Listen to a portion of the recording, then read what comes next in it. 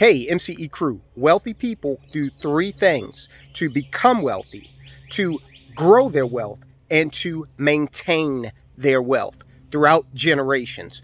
We're going to talk about those three things and watch the entire video because we got a bonus fourth thing that we're going to talk about that you do not want to miss. Go ahead, hit like, hit subscribe, help us defeat the YouTube algorithm. On this channel, we talk about some things that are hard truths that YouTube and Google don't necessarily want shared, but you can help defeat that algorithm by liking the video, subscribing, and sharing the content.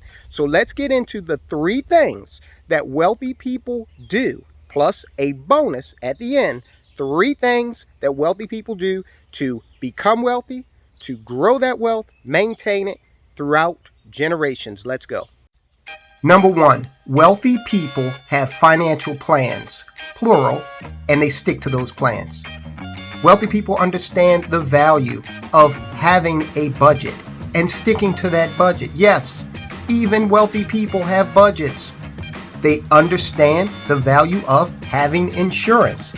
Insurance that's going to help them make money here, now, and ensure their income and their wealth for generations to come in a tax-advantaged manner.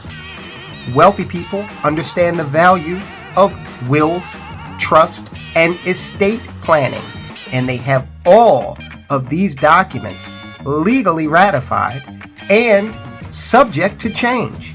So develop a financial plan and stick to it. Number two, wealthy people do not watch their investments every single minute of every day. They don't sit there and hit refresh over and over again to see the performance of a stock. Most wealthy people don't have stock trading on their minds because they're investors. They're not thinking about trying to market time or making cash on a hot stock. Wilkinson's got a bite on a new one. The Tramco Corporation out of Springfield, I think. They're about to introduce some sort of a robot butcher. Instead, they're taking a long-term view of their financial situation and investing. These people aren't trying to outsmart the market. They're harnessing the power of the market through techniques like indexing.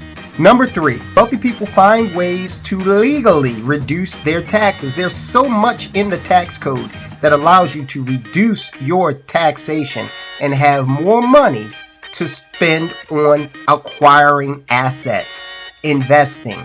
Don't complain about the rich not paying their fair share.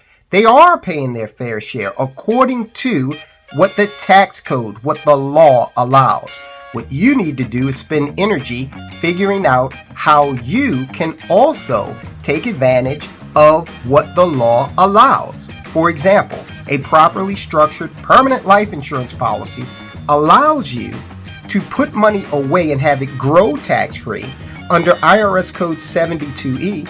It also gives you the ability under IRS Code 7702 to access that money tax-free, and it allows you to build generational wealth for your heirs tax-free under IRS Code 101A. The IRS gives you these gifts. Don't complain about others using them. You start using them as well. Now for our bonus tip. Did you know that 67.7% of the world's wealthiest individuals are self-made? That's right, they own a business. 67.7% of the world's wealthiest individuals are self-made. This is according to CNBC. And now you might be thinking, well, I'm too old. That time has passed for me. It is never too late.